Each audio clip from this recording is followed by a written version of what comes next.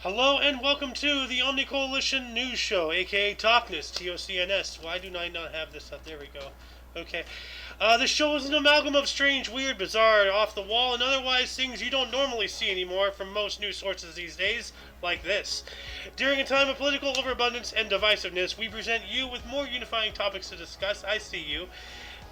Kinda. It's hard to see out of these things. For links to the articles, the music, and anything else potentially interesting, check the underbar of the description below. Anyway, I am Xander, and today I am joined by... The Looney Tune, that are known as the Golden Loon. I think I'm a little bit more loony than you are today. Way more. Yeah. But this is the Looney News. 2 o'clock Looney. Yeah. Anyway, today is Moon's Day, also known as Monday, October 31st, 2022. Happy Halloween. Anyway, let's get on into the news today, shall we? You put on a mask, oh my god. Anyway, from Rebel News here, we have the C40 Summit. Global mayors admit there will be consequences for citizens that do not comply with the Green World Order.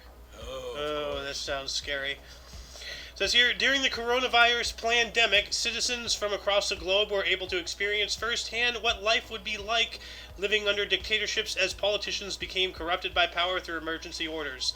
Nothing new, though. Lockdowns, curfews, the shutting down of small businesses, almost like ours, and deeming which livelihoods are essential and non-essential are only small examples of how politicians were able to control the population under the guise of a crisis. Holy shit. Well, if you like what we got, keep voting for them. Yeah, well, yeah, if voting actually works, but yeah. But yeah, no, like I was one of those, essential people. Like I was a Grubhub delivery driver and everything. You were essential because... police and fire badges. Yep. Kind of a stretch, but it was there. Anyway, however, they can't achieve their goals without a significant power grab, and during the summit they used fear-mongering rhetoric to emphasize the importance of urgency addressing the climate crisis. None of this is anything new to anybody. This is just more, recent examples to things. If anybody doesn't have their head under a rock for the past, 2 years. What was said to us all through COVID, I want to say now, follow the science. And this is all garbage. Science doesn't agree. Mm-hmm. Actual science. Not the popularist science. Yeah. So, anyway, let's move on up here. More from Rebel News. And when I first saw this, I nearly shat myself laughing. Germany to tear down wind farm to expand coal mines. Are you kidding me? Germany energy giant RWE is set to demolish the turbines and expand a neighboring coal mine to alleviate the country's energy crisis, which was prompted by Germany's sanctions on Russian liquid natural gas, which Europe greatly depends upon. And simultaneously shutting down their nuclear power. Yes. Which I'm not for particularly, but you don't shut it down when you're depending on Russia. Yeah. The wind farm near the town of Lützerath will be used to expand the Garzweiler open pit mine in the state of North Rhine-Westphalia. Oh, great. So they're just taking a big old hole. Pit mine, Wonderful. That's what a pit mine is. 8 wind turbines are expected to be dismantled, with 1 removed last week, 2 to be deconstructed next year, with the final 5 torn down by the end of 2023. RWE spokesperson Gildo Stefan said in a statement, quote, "We realize this comes across as paradoxical, but but that is as matters stand," end quote. My God. We're supposed to be shutting down our last nuclear plant here in California. Yeah, and all the while... we're short of power. Yeah, well, not just that, but I've told you this before. Who's building a nuclear power plant in the Pacific Northwest? A very strong advocator against nuclear plants, I guess, that he doesn't own. Well, I'm going to guess Bill Gates. Yes. Yeah. Yeah, he's building a nuclear power plant somewhere. I don't know exactly if it's Washington or Oregon. It's going to become okay, huh? Well, yeah, when he owns it, of course. It's a great idea. I remember my father, and this is going back, way back, and as a kid, saying, "Oh my God, this nuclear, we're going to have free energy for everybody." No. Of course, nobody thought of the contaminants and all, but yeah. That was the thinking. My God. Back in the late 40s, 50s. Yep. Isn't this just like bananas, Early though? 50s. Yeah. Let's move on up here. More from Rebel News. Most black United States citizens oppose defunding the police, according to a poll. It says here, support for the police saw massive numbers from blacks who live in urban areas, with 39% supporting increasing funding, in contrast to only 29% of blacks living in suburban areas who back increasing funding for police. I don't think and I'm speaking out of turn, I don't have hard facts in front of me, but I don't think the not the black community, but the poor communities overall ever wanted to defund the police, because that's protection for them. Mm-hmm. Now, yes, are there problems where they're not treated as well as they should be sometimes? Yeah, but overall, they want the protection. Holy cow, they're the ones with guns in their face. Yeah. Stealing their purses or wallets or whatever. Yep, or their lives. Or their lives. Yeah, or their sons' lives. Their children are getting killed. Yep. It says here, around 1,000 black adults who are registered to vote participated in the survey of black voters. Around 48% of those responding said they would like to see police funding kept at current levels. 34% called for an increase of police funding, and only 17% said that they supported decreasing the funding of police in their area. There you go. Support for the police saw massive numbers from blacks who live in urban areas, with 39% supporting increasing funding, and as I read before. In contrast, only 29% of blacks living in suburban areas who back increasing funding to the police. So 39% in the urban areas, as in the inner city, the projects districts, and all that stuff, the ganglands essentially, versus the people out here in suburbia. They're 29% of blacks also supports. I don't know why they're calling this a contrast, unless they're talking about the contrast of the neighborhoods. Yeah. Affluencies. Yeah. It says here, additionally, the poll found that three out of 4 black voters viewed criminal justice and policing as a very important factor in deciding who to vote for. The number is made up of 77% of black Democrats and 68% of black Republicans, who cited crime as a top issue. The issue was equally important for those making under $40,000 a year and as those making over $90,000 a year. Yeah, so it doesn't matter who you are. At the end of the day, you need law enforcement, Yes, unless you're packing your own heat, which look out, the southern states and the Second Amendment, states and all that stuff, like Texas. Everybody's packing, and they barely have any shootings, because a shooter does not want competition.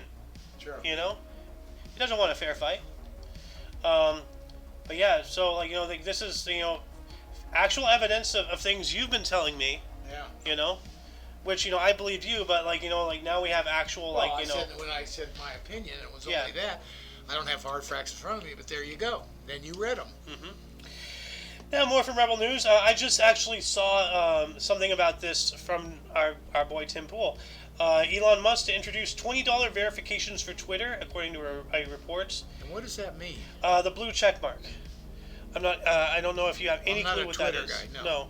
It's verified. So let's say if you're Sarah Jessica Parker, I don't know, just dropping a name. Okay. Then you want to get verified as that is the Sarah Jessica Parker, because it's really you. There can be other people with that same name, different accounts, stuff like that. No, this is actually Sarah Jessica Parker's, or it confirmed. Could be a bot, it's likely. No. If it's a bot, it's not you. No, but okay. Let's say if I had a Twitter, okay, so somebody, and let's say 15 other people made Aoxander Twitters. Okay. Which Aoxander is the real one? Well, if I cared, I would say, hey, verify me, and in this case, it would cost me $20. Get the blue check mark. $20 this a is month, I think. Yeah. But this is the Aoxander's, Twitter. Gotcha. Not just some other guy portraying himself as me. Okay. But that would also include bots, then, right? No. If a bot came on and portrayed itself as you? No, you have to get the account verified. Oh, okay. You make an account, and then you have to verify it. You have to use your actual name. Okay. Provide them credentials for them to fully understand, to prove that it's you. So you can't just. They're trying to figure out ways to generate income. Well, they've already had this verification system beforehand, but it didn't cost money. You just, I would recommend going and watching Tim Pool's thing on this. He's a lot more knowledgeable about it than I am. You could also go on and be non-verified. Yes. No. Most accounts are not verified. Right. In order to get verified, you have to prove that you are who you say you are, and then they verify it. So anybody who comes on and that is the real Aoxander. Well, I got it. So. Hey, if you explain it to me, anybody can understand. Yeah. It says here, Elon Chief Twit, like this is actually what he's named himself. It's the Chief Twit. I like that. I love that. Has set a deadline for his employees and introduce pay verification on the platform or leave. So he's just like, hey, you have a timetable, get it done or you're gone. Yeah. So like any excuse he can use to get rid of these people is all fine by me. The plan is to transform Twitter Blue, Twitter's optional $4.99 per month subscription, to a new $19.99 plan. Okay, so it actually did cost money before, $5 a month, but now it's $20. I see. So this is a 400% increase. Yeah. So, which will also feature the option for users to verify themselves. Current verified users will have a grace period of 90 days to subscribe or lose their blue check mark, reported by The Verge. In the months leading up to Musk's acquisition of the site, Musk was clear on his intentions of handling bots and verified users. Tweeting on Sunday, he wrote, quote, "The whole verification process is being revamped right now," end quote. So, and then it goes on, and of course, check the underbar of the description for links to all of these articles are all down there. Okay. So, let's move on up here. More from Rebel News. University of London creates new deadly strain of COVID but denies it performed gain-of-function research. That's concerning. How is it not gain of function then? Well, maybe they created maybe it's a deadly strain. No, gain-of-function I think is natural. No, gain of function is taking COVID and making it more potent or whatever, making it worse. So they're gaining potency, and that's what they did at the Wuhan lab. They were taking and maybe combining different diseases or whatever and making more potent disease. Yeah, I'm going to read this right here. Maybe this might answer a question. Dr. Richard Ebright, a molecular biology expert, took to Twitter to warn against the new mutant strain, which was tested on hamsters in London, writing, quote, "It's insanity, both in terms of the redundancy and waste," end quote, and that it has zero foreseeable practical applications. Yes. Quote, "At least 4 labs in 2 continents now have constructed non-natural lab-generated viruses that retain the high immune escape from Omicron and acquire higher severity than Omicron, and that as such are reasonably expected to increase transmission or pathologically in humans," end quote, he wrote. So that's not explaining it's actually exactly what it says, gain of function. Yeah. The function is but how? Enter a host. I don't know how they do it. I know. There's all kinds of ways. They've been doing it for years and years and years. In fact, Obama banned it in this country, and that's when they went to Wuhan and started Wuhan, China, and probably other labs too, and start paying them to do it. The labs they had in Ukraine. Don't forget about those. Yeah. They had all those biolabs, which they were saying they were cleaning up for 17 years. Yeah. Really? Come on, you're not. But kudos to Obama for banning it here. Oh, of course, the jerkhead just circumvented him and went over to China. Yeah. Well, Obama didn't ban it. That was just all PR. It was still. I mean, think about it. He stopped it in this country. No, he didn't. It just went underground. Went over to China. No, it went to China, and it continued underground here too. Remember a couple weeks ago, the University of Boston made that strain with a 90% fatality rate in mice or whatever. Yeah. That's here. Well, how did they get to that thing without having years of a lab already being here? Obama, no, it went underground. It went undocumented. It didn't ban shit. It's all PR. But this is still horrifying. Now we have, what we just spoke about, this, and then what I said just now as well, the one in Boston. So now we have all this. And then, what's even more concerning, what is out there in labs that we have no idea? Yeah. No one talks about. Mm-hmm. That's what's worrisome. Yep. Well, COVID was one of them until they released it. So. COVID was never that high percentage deadly. In other words, you're going to kill 90% of the population. Well, no, it was very transmissible. So that way, if everybody started having it, and then the news started reporting it, and then they relabeled everything as COVID deaths, they artificially, create a panic. Yeah. No, the whole thing was manipulated. No question, as far as I'm concerned. Well, speaking of manipulation here, more from Rebel News. PMO and Public Safety Canada wanted to push narrative that Freedom Convoy was U.S.-style insurrection. The honking? Yeah. Ridiculous. So, I'm going to lower my music here a little bit. So let's see here. What does this say?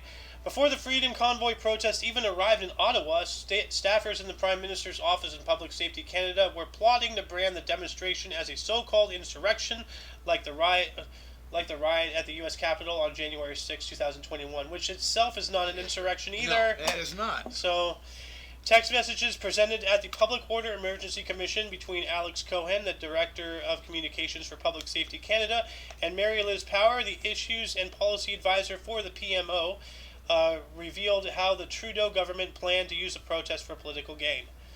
Of course. So, quote, I think there could be an opportunity to get in on this growing narrative of the truckers, Prowler wrote, particularly with the research that our LRB is doing into their backers, end quote. So, yep, politicizing everything. Just ridiculous. Yep. So, let's see here. More from Rebel News. Instagram, which is owned by Facebook, I believe, mass banned thousands of users in apparent technical faults. Yeah, bullshit. What do you want to bet they're all right-wing people? Let's see here. Where does it say here? Thousands of Instagram users woke up today to find their accounts completely suspended from the platform. Users were greeted with a message informing them that their accounts have been locked. The issue appears to be a technical issue with Instagram rather than an actual ban, but Meta's lack of clarity on the matter is leaving numerous users confused and angry, with many voicing their outrage on Twitter for being under the impression that they violated the site's terms of service.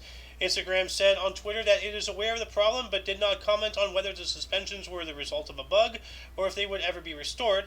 The company failed to provide any details on whether the problem will be fixed. Well, that's not good. Well, not surprising. Should be. Well, see, this just more information on what's going on. This screams to me that this was intentional, and I have a feeling that all these people are non-leftoids. You know. Now you're speculating. Well, think about it. This is right after the whole Elon Musk Twitter thing. So they're losing one of their platforms essentially. So now they're trying to really grip hold tight, and they're just getting rid of people in swaths before any problems arise. Because Instagram is owned by Facebook, or Meta as they rebranded. Yeah. So, and let's not forget, before the whole Meta thing, literally like a week before the Meta thing, remember Facebook and all that shit went out for a couple hours. That's right. Yeah, I do remember something like that. Yeah. So, anyway, let's move on here. Up more from Rebel News. Fake money featuring Steve Irwin circulating in NT, which is Northern Territory in Australia. Oh, okay. So, apparently there's a big difference between the Northern Territory and the Southern Territory. Well, yeah, one's in the north and one's in the south. Well, yeah, no, but I mean politically. Yeah. Fake $100 notes featuring crocodile hunter Steve Irwin are circulating in the Northern Territory. Police have warned people to be on the lookout for the counterfeit notes, which had subtle differences, including a photo of grinning Steve Irwin where Dame Nellie Melba and Sir John Marsh should be. How is that subtle differences? I mean, Instead of two... Irwin on there, what is this? Well, let's see. Well, first off, it's supposed to... $200 bill, awesome. No. It's supposed to be two people, not... Crikey, you know? Like... Other fake $100 notes have been passed around Australia's top end, featuring images of John Farnham and even Alf from the television soap opera Home and Away. Good God. What is going on in Northern Territory? Right? Yeah, he's the one that eats cats. Oh. He ate cats, right? I think so. That. That's what I've heard. Okay. Police say that the novelty notes usually used for film and television productions were stolen from an Alice Springs on Monday. That's hilarious. I'd love to get a hold of one of those. Yeah, I would too. That'd be cool. Look at that. Huh. Let's move on up here from Oddity Central. Robotics startup unveils the world's fastest walking shoes. What? Okay. A Pittsburgh-based robotics and engineering startup recently unveiled Moonwalkers, a pair of battery-powered shoes that claims that can boost walk speeds by up to 250%. Now it sounds like an item from Fallout or something. At first glance, Moonwalkers look like a pair of futuristic roller skates, but there is actually a lot more to them than that. You are actually meant to walk on them the way you would with regular shoes or sneakers, letting the motorized wheels put a spring in your step. Powered by a state-of-the-art brushless DC motor, this ingenious contraption is actually a platform that can be attached to a wide variety of footwear to significantly increase your walking speed up to a reported 7 miles or 11 kilometers per hour. For comparison, humans' walking average speed ranges from 2.5 to 4 miles an hour. The sensation of walking with the world's fastest shoes has been compared to that of walking on a moving walkway in an airport. So one of those long, conveyor belt things. Just sounds like to me an accident. Way to fall on your ass. We're saying the same thing in a different way. Yeah. Well, I'll never get one of them to you because you'll kill yourself. So it's the last thing you need at the shop. I'll try to superpower him in some way so I can even go faster. Then I'll get in trouble. No.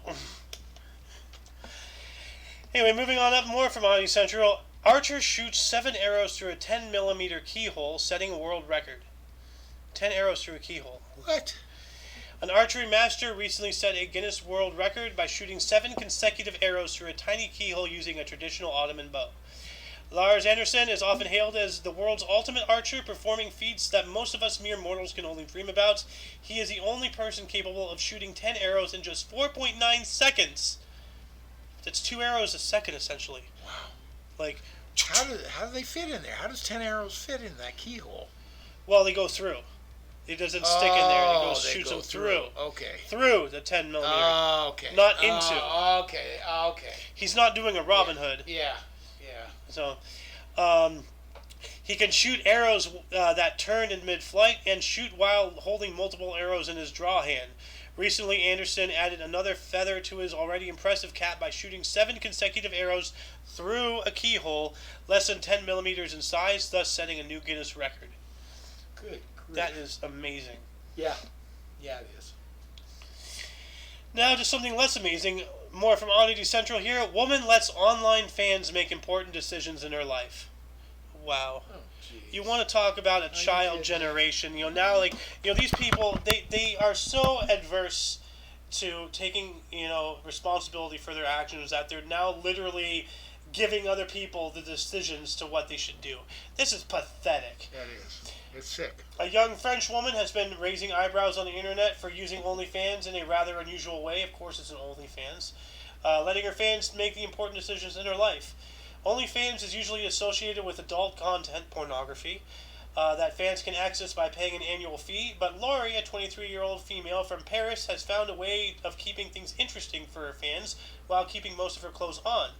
Although she does post the odd lingerie photo in her OnlyFans subscribers, Laurie keeps everyone happy by allowing them to vote on different things going on in her life, from simple things like what should she have for lunch on a given day, to life-changing decisions like quitting school or breaking up with her boyfriend. Jesus. Come on, that's just a scam to make some money.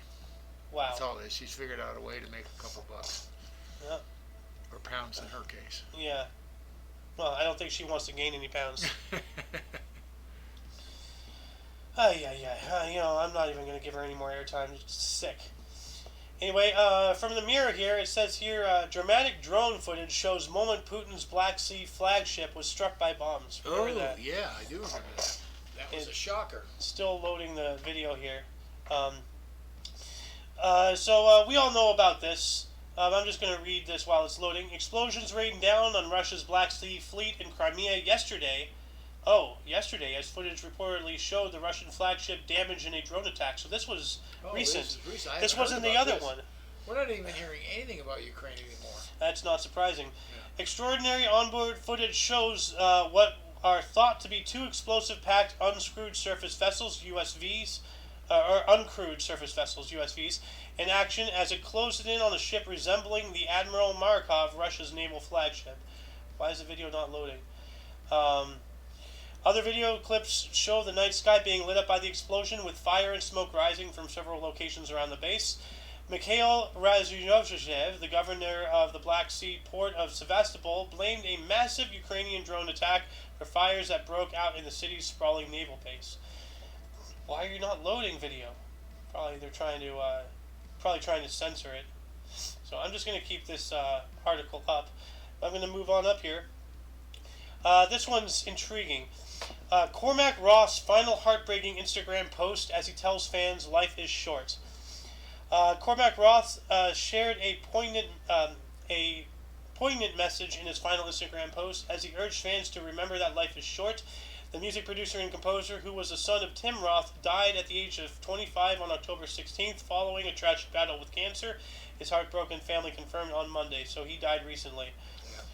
15 days ago, actually. What a shame. Yeah. Cormac shared his last post on social media platform on August 17th and encouraged his followers to do what makes him happy. Speaking to the camera, he said, quote, "All of you are so talented, and it blows me away when I see every day what I scroll through. It really does. What you guys make is incredible, and just to sink your teeth in and remember that life is short," end quote. Mike, I can't say it any better. No. And rest in peace. Is this video not loading? Damn it.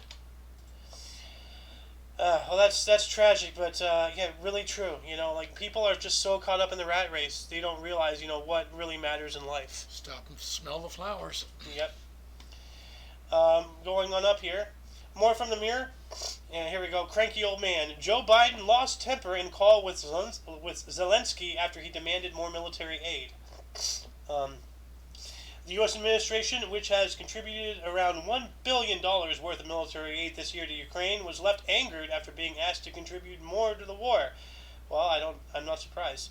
According to a report, the incident happened when the leaders spoke to each other in June, and President Zelensky began listing the military items Ukraine still needed, despite the huge cash injection from President Biden. The 79-year-old lost his temper and raised his voice, reminding Mr. Zelensky the American people have been generous in their support of Kiev.